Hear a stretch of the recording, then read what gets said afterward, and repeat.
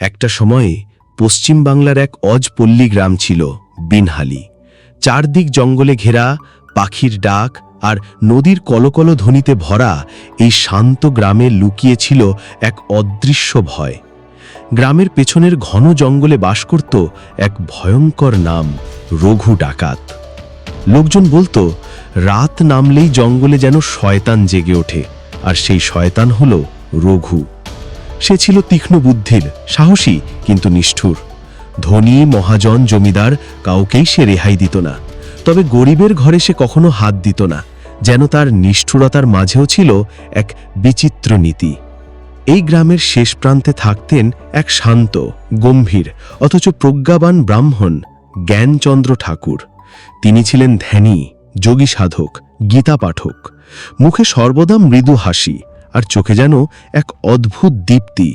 কারো সঙ্গে বেশি কথা বলতেন না, কিন্তু যারা তার সংস্পর্শে আসতেন তারা বলতেন এই মানুষটি যেন অন্য জগতের।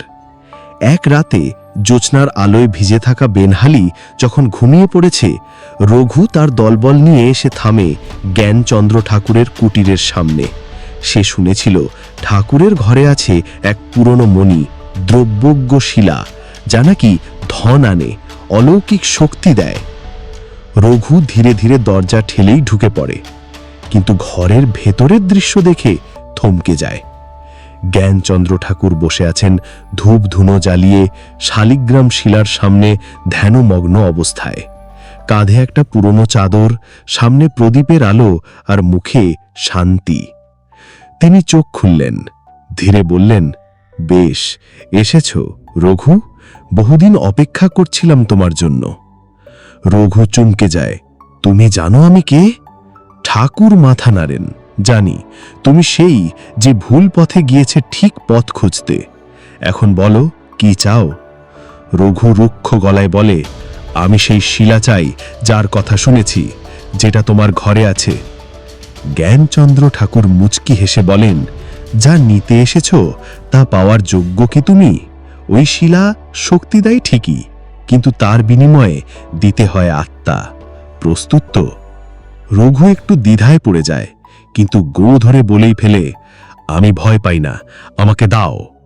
ঠাকুর বললেন, তবে ঠিক আছে, নাও, তবে শর্ত একটাই, 3 দিন এই শিলার ধ্যান করতে হবে। মন শুদ্ধ না হলে এর ফল হবে সর্বনাশ। রঘুর শিলা নিয়ে চলে যায়।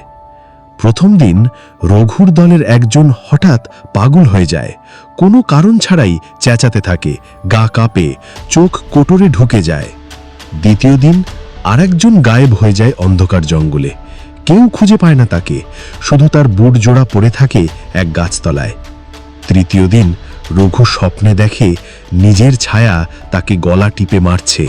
সে আতঙ্কে ঘাম ভিজিয়ে উঠে বসে, আর বুঝতে পারে এই শিলার শক্তি নয়, তার নিজের ভেতরের অন্ধকারই তাকে ধ্বংস করছে।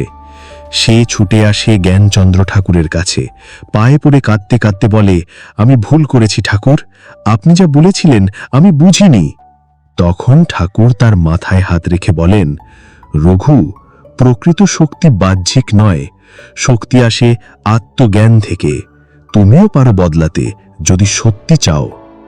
সেই রাতেই রঘু তার দল ভেঙে দেয়, অস্ত্র ফেলে দেয় নদীতে।